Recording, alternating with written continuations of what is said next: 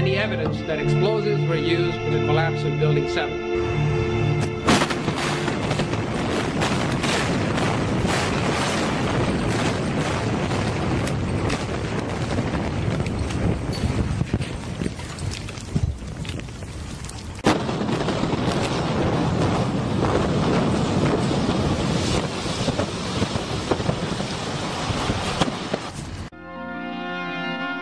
In the 1960s, when the towers went up, they were revolutionary. A project of this size created enormous challenges. The problem with skyscrapers before then was that they were crowded by a grid of steel columns to keep them up. The Trade Center would be different. All columns would be shifted to a central core with the elevators and stairs, and to the building's outer skin. Those were structural members. They actually held up about half of the weight of the building.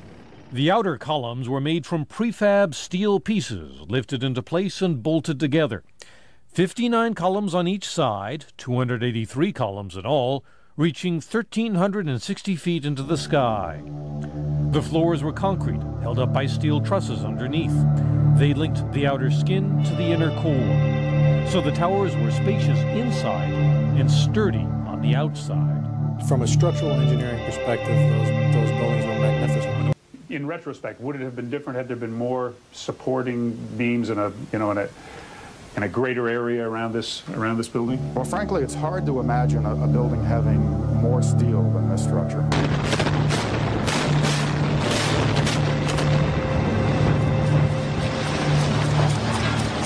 The whole time you're hearing boom, boom, boom, boom, boom.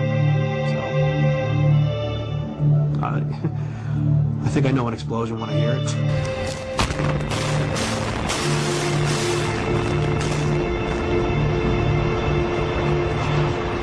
And the whole time you're hearing boom, boom, boom, boom, boom.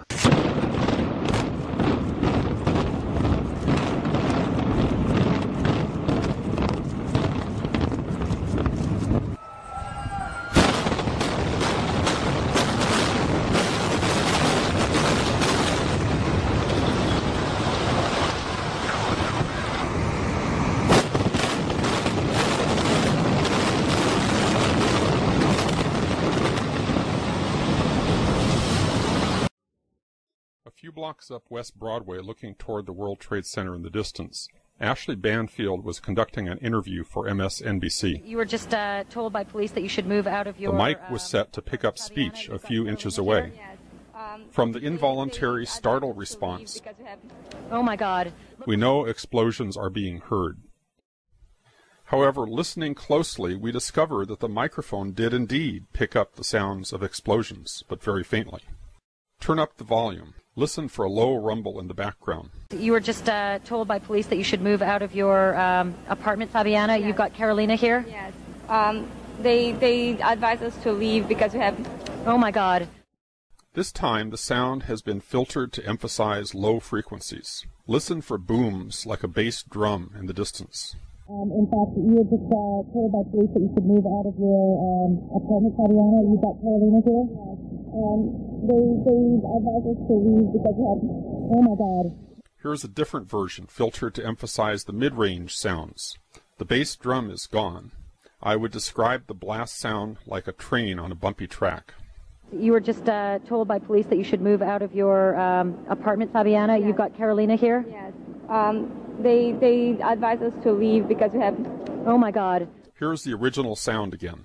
You were just told by police that you should move out of your apartment, Fabiana. Yes. You've got Carolina here? Yes. They advised us to leave because we have... Oh my God. Look behind us. Please pan in this way. Please be careful of your baby.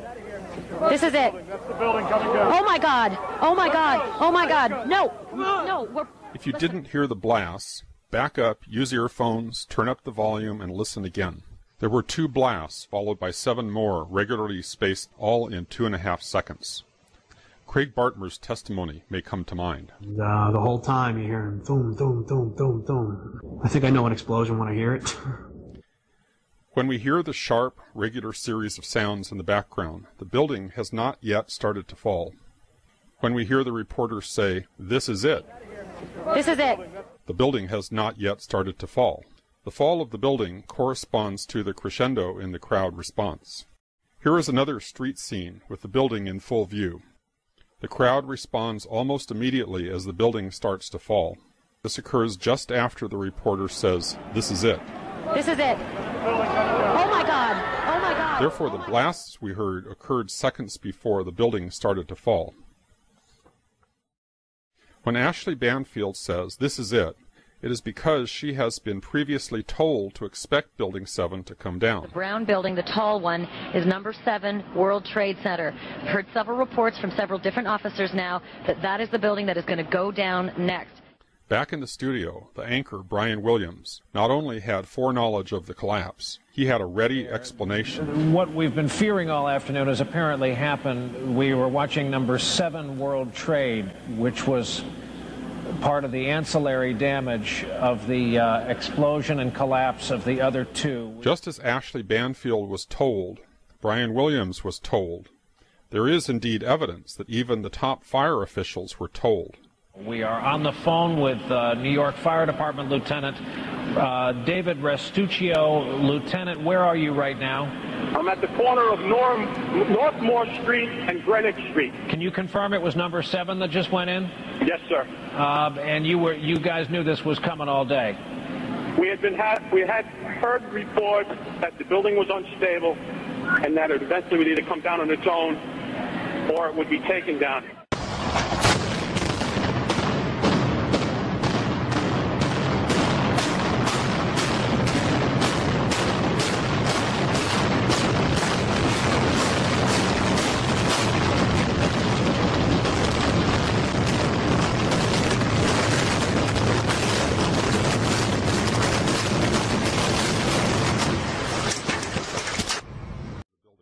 We did not find any evidence that explosives were used in the collapse of Building 7. Yet there was voluminous evidence of explosions. Here's one of the guys who can tell you I'm okay, all right? Here, hold on. You want to call your mother or something? You heard explosions, like boom. We just heard one more explosion. That's about the 4th one we've heard. Craig Bartmer was a policeman who was near Building 7 as it started to come down. It was nothing I would ever imagine seeing in my life. You know,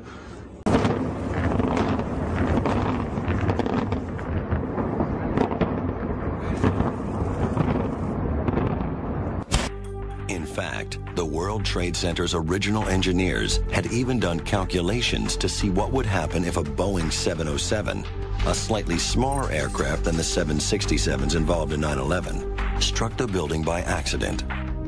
And they concluded that if an aircraft hit, that the buildings would not collapse, that they would be able to take that hit and stand up. We had designed the project for the impact of our largest airplane of its time, the Boeing 707. That is to take this jet airplane, run it into the building, destroy a lot of structure, and still have it stand up. Well, 13,000 tons is a lot of force. People always talk about an airplane crashing into a building. And in 1944 or 45, a plane did crash into the Empire State Building. But the largest aircraft flying today, at least commercially, the 747, fully loaded, is on the order of 300 tons. So if you think about a 300-ton element crashing into a building that's been designed to carry 13,000 tons, you can see that an aircraft crashing into the World Trade Center would probably not do anything to the major building. It could affect localized structural elements, could knock out a column, and there could be some damage. But as far as a plane knocking a building over of that type, that would not.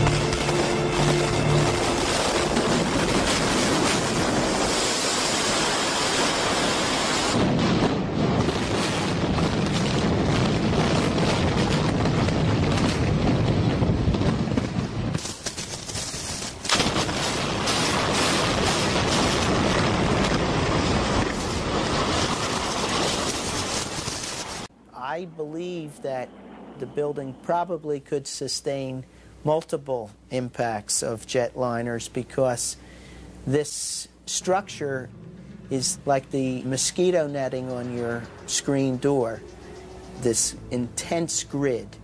And the jet plane is just a pencil puncturing that screen netting. It really does nothing to the screen netting.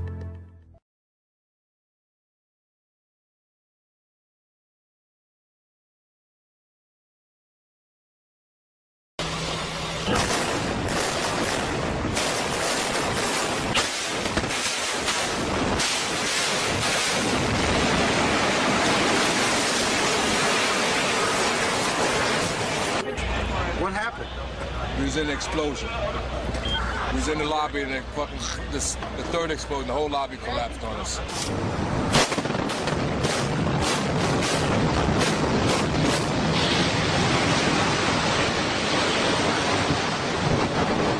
What was it like? What was it like? Horrible. It's like hell. You don't want to know. The whole building just collapsed on us inside the lobby. Was that a secondary explosion? Yes, it was. That was the planet probably? Yeah, definitely secondary explosion. We was inside waiting to go upstairs, and on our way upstairs, the whole fucking thing blew. And we just collapsed on everybody inside the lobby. People don't understand. There may be more. Any one of these fucking buildings can blow up. This ain't done yet.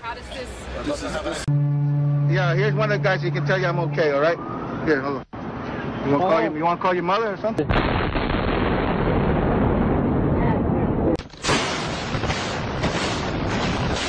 Hours after the attack, many smaller explosions rumbled through downtown. Because once the tower fell, you heard boom, boom, boom, boom, boom, boom, boom.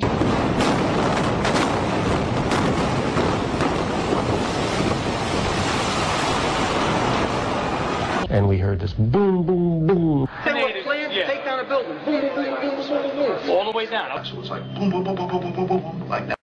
And then it started to sound like firecrackers. Crack, crack, crack, crack, crack.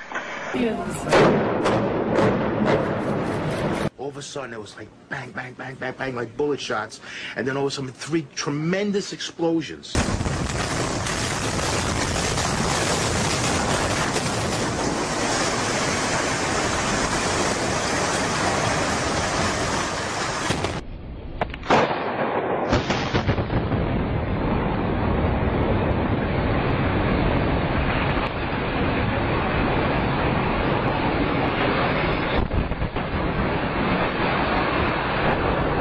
There were numerous secondary explosions taking place in that building.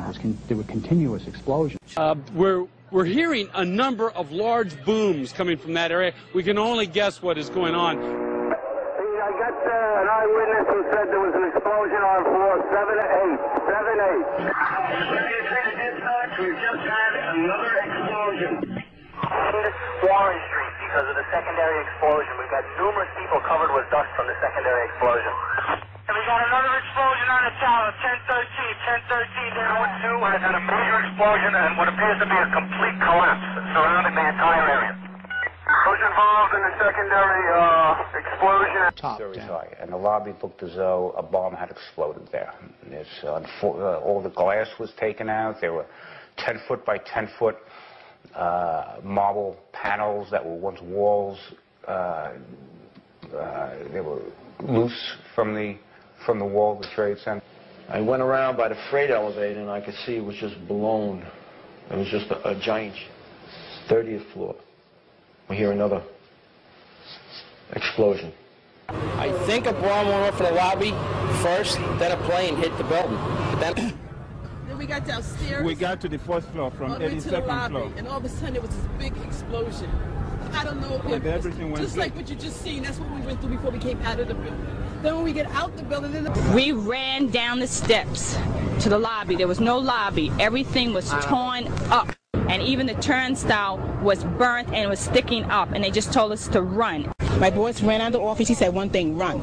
Everybody just ran. And we ran down the stairs. They told us to come back up the stairs. And we were like, come back up the stairs, are you crazy? So we continued down the stairs. We came outside in the lobby. There was no lobby. The lobby was totally gone. Did you see other people? People. There was a woman there with her face blown off. And as we were coming out, we passed the lobby. There was no lobby. So I believe the bomb hit the lobby first. And a couple of seconds in the first plane. A bit of trouble right now maintaining our location because we just heard one more explosion. That's about the 4th one we've heard. The police are telling us they're...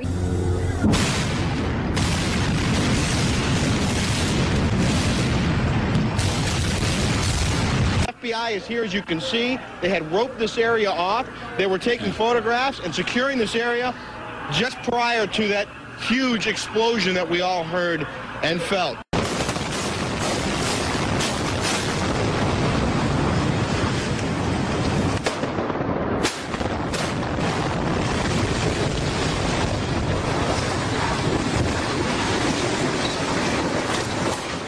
It was just completely stunning. I'm still hearing like little explosions all around, like around my block, but I don't know what's really going on. But just little dooms. That one of the explosions at the World Trade Center, aside from the ones that may have been caused by the impact of the plane with the building, may have been caused by a van.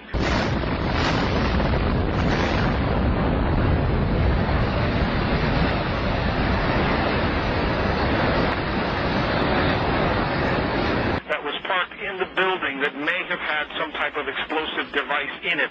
So their fear is that there may have been explosive device planted either in the building or in the adjacent area. And that basically he received word of the possibility of a secondary device, that is another bomb going off. He tried to get his men out as quickly as he could, but he said that there was another explosion which took place. And then an hour after the first hit here, with the first crash that took place, he said, there was another explosion that took place in one of the towers here. So obviously, according to his theory, he thinks that there were actually devices that were planted in the building.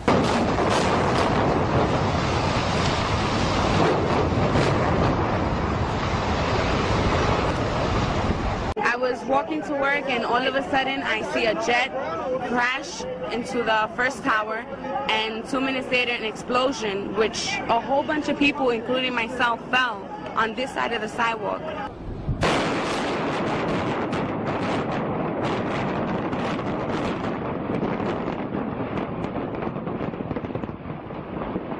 We've heard reports of secondary explosions after the aircraft impacted, whether in fact there wasn't something else at the base of the towers that in fact were the coup de grace to bring them to the ground. Well, we have a number of updates. Number one, CNN is now reporting that there was a third explosion at the World Trade Center, probably an explosion from the ground. And more smoke rising from the ground, new smoke. So there was some kind of additional explosion, but I don't...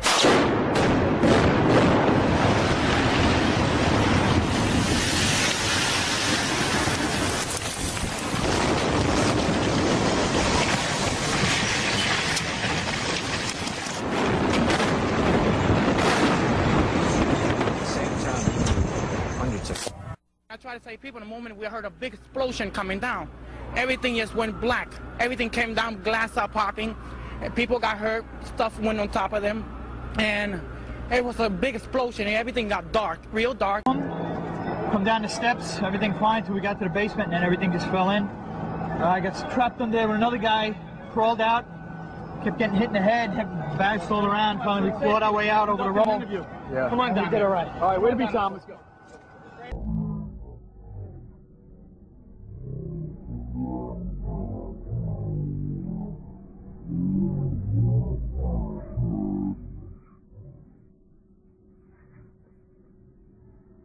Sudden, I opened the door, I didn't know it was a bathroom, and all of a sudden a big impact happened again, and all the ceiling tile was falling down, the light fixtures were falling, swinging out of the ceiling, and I come running out the door, and everything, the walls were down, and now I started running towards the parking lots. Hit us to the floor. Right in the basement, you felt it, walls were caving in, everything that was going on.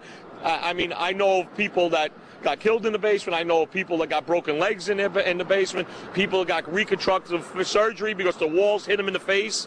And I know, I'm just... Well, we came out on the floor, on the lobby. There were still people on the floor, dead on the floor. There was a person encrusted on the floor. Plane, or whether it was something that was exploded on the ground. Generally speaking, for a building to collapse in on itself like that, it would seem to indicate, obviously this is just early speculation, but it would seem to indicate that there could have been an explosion, a bomb planted on the ground. Then a fourth explosion rocks the debris. Collapsing. About 8 minutes after that, a fourth explosion at the World Trade Center, perhaps at the base of the building. All of a sudden you hear an explosion, and then you could see the building starting to collapse.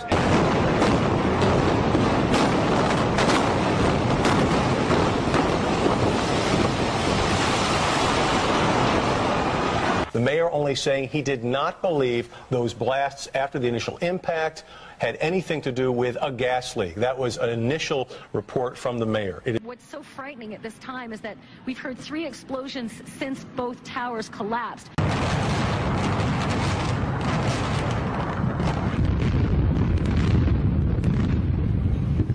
Below the fire, I saw from the corner, boom, boom, boom, boom, boom, boom, boom, boom, boom. Just like 20 straight hits.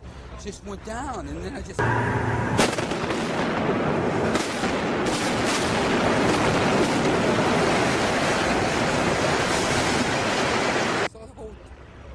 The whole building just went, and as the bombs were going, people just started running, and I sat there and watched a few of them explode.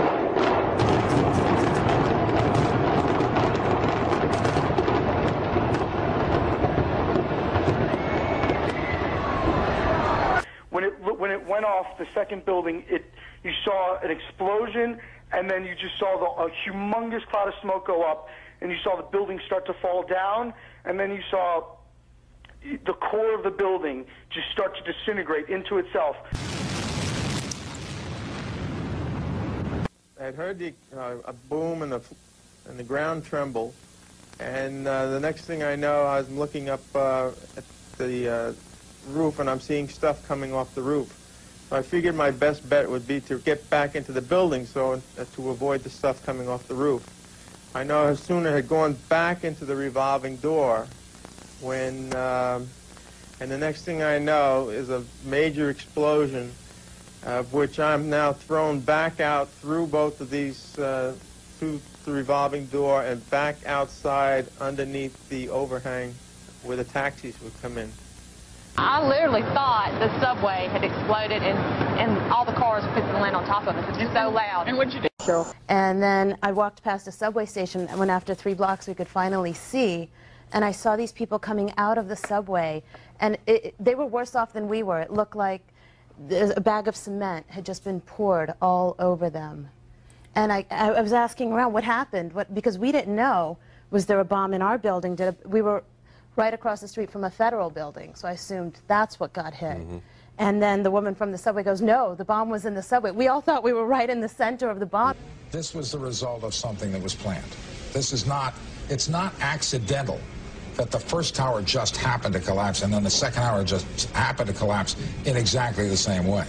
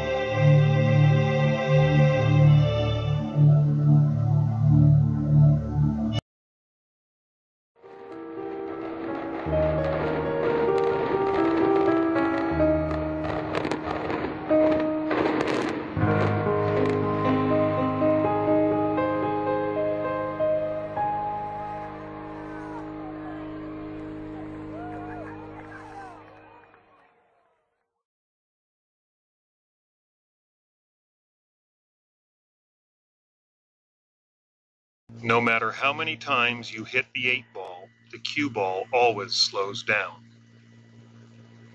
No matter how many times you hit the nail, the hammer always slows down. And it doesn't matter if it's an elastic collision like that cue ball, or an inelastic collision where they stick together like these toy cars. The object that does the hitting always slows down. It also doesn't matter if the object is broken down into smaller pieces, as the speed of the object hitting all the pieces always slows down. Conservation of momentum is a fundamental law of physics that cannot be broken. So what do the fundamental laws of physics have to do with the events of 9/11? Everything. Most people don't realize that World Trade Centers 1, 2, and 7 did not slow down when they fell. Careful measurements, such as this one by David Chandler, clearly indicates that the velocity of the roof of the towers actually sped up. How can this be? The National Institute of Standards and Technology, or NIST, was tasked with investigating the collapse, but they stopped their investigation at the very moment the roof began to fall. By stopping their study early, they never addressed the physics of the actual fall and just assumed that the collapse was inevitable. But in science, one needs to be very careful when making such bold assumptions. Instead, NIST relies on the work of Professor Bazant and others with their collapse analysis. To explain the energy needed, their hypothesis relies on the notion that the upper block physically crushed the lower concrete floors into dust. They claim the upper, smaller block of the tower crushed the larger, lower block down to the ground, and then the upper block finally crushed itself. In addition, they state that a simultaneous crush down of the tower and crush up of the upper falling block is impossible. But independent analysis refutes the official hypothesis because we do not observe a deceleration or jolt, which is necessary to crush the concrete below. In addition, any block that is dropped on a larger block of the same material would in turn also destroy itself well before it could destroy all of the larger block below. Newton's third law of motion says that for every force there is an opposite but equal force. So any force imparted by a falling block striking a lower block must also impart the same force on the upper block. What the independent studies are really saying is that there is only one mechanism that could cause an accelerating roof, and that is if some outside force, such as explosives, remove the supports below first, allowing the roof to speed up. Obviously, both hypotheses cannot be correct, so how can we tell who's right? By conducting some experiments, the arbitrator of opposing hypotheses. Richard Feynman was a brilliant physicist and a member on the panel that investigated the Challenger disaster, who conducted a simple experiment using ice water to demonstrate the effect of temperature on a piece of the shuttle's seal. He said, "It doesn't matter how beautiful your theory is. It doesn't matter how smart you are. If it doesn't agree with experiment, it's wrong." Let's observe some simple experiments to help resolve the following questions. Does the upper block of material slow down or speed up when it hits the lower block? Can the upper block destroy a lower block of the same material without destroying itself in the process? And can the crush down of a lower part be simultaneous with the crush up of the upper part? In order to control the direction of the falling blocks, I built a frame guide rail system out of aluminum angle that was slightly larger than my test blocks. My first material was ice. Raising the top block, I let it fall on the lower block and observed the results. The first thing I observed is that the top block decelerates very rapidly. The second thing observed is that both the upper and lower ice block disintegrated in part each time it hit the lower mass. The ice was difficult to completely break, taking over 100 drops to reduce its size, which is why only excerpts of this video is shown here. Eventually, the upper block broke to such a small piece that it was no longer usable. The lower block was broken about the same distance, however, most of the lower block remained intact. A weak mix of mortar was poured into forms and cured for approximately 1 day. Using the same guide rails, the top block of mortar was dropped onto the larger lower block. Just like the ice block drop, the top block decelerated the moment it hit the lower mass. The lower block did not shatter, but rather slowly chipped off at about the same rate as the upper block. I continued to drop the upper block many times, and again, the video is truncated for brevity.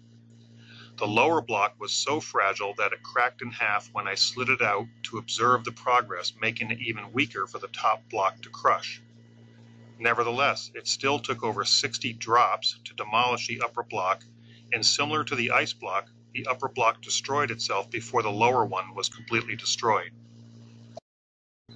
Both towers held the upper block of floors for about 1 hour after the planes hit, meaning the total equivalent supporting force must be equal to the downward weight of the floors. The goal of the next experiment is to see if a force that can initially support a static load can also cause the same falling load to noticeably slow down when dropped. A wood block was gently wedged so that it just barely held the upper block in the static condition. Raising the block and dropping it, you can clearly see that the block decelerated as it hit the support, indicating that a deceleration will be noticed by a falling body by any equivalent force that could support the static weight. Next, I constructed a much larger guide rail system in order to guide a falling hollow concrete block onto a stack of 4 similar concrete blocks. The goal was to see if the concrete block falling would crush the lower 4 hollow blocks before it crushed itself, and to see if it would continually accelerate with the accreting mass. The concrete block was raised to the 12-foot mark, equivalent to the floor spacing on the twin towers, and then let go. The falling block decelerated rapidly after it hit the lower stack and destroyed both the falling block and the top block virtually simultaneously. However, it did not destroy the lower 3 blocks. The test was repeated with the same blocks, only this time the holes in the blocks were alternated 90 degrees to each other. Similar results were observed. Finally, some very small, weak half blocks were used. The results were identical, however, due to the lack of support from the guide rails they tipped over, but not until after they yielded the same results. The next 3 experiments are real-world examples intended to see if, indeed, as NIST simply assumed, a collapse would be inevitable. Will the collapse of these structures continue to accelerate? And is collapse really inevitable? Based on these 3 real-world examples, an accelerated, straight-down collapse of the structures certainly is not inevitable.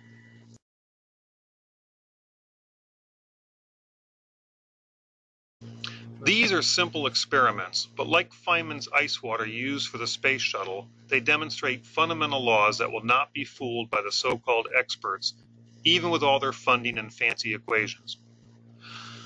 What was demonstrated by this experiment is, 1. Any upper block of material must slow down when it hits any mass or force that previously supported it. 2. The upper block of a falling structure will destroy itself well before it can possibly crush the entire larger lower block. 3.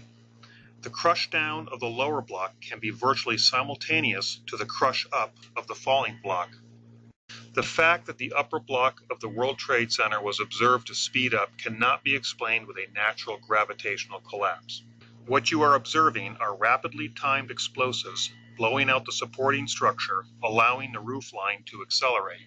Explosives also account for all other evidence found, such as the eutectic steel found by FEMA, the iron microspheres found by the USGS, and the high explosive active nano-thermite found in the dust, none of which was addressed by NIST. Perhaps there are experiments that support the official hypothesis that match what we observed, but I cannot think of one.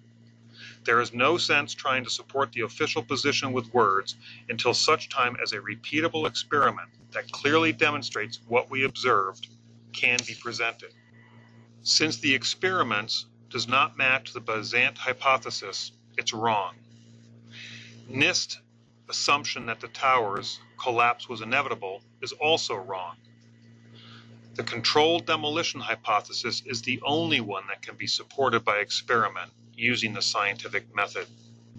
Always remember the thousands of people that were intentionally murdered that day and the unnatural acceleration of the towers that defy the laws of physics without assistance from explosives the next time you hit a nail with your hammer or play a game of pool.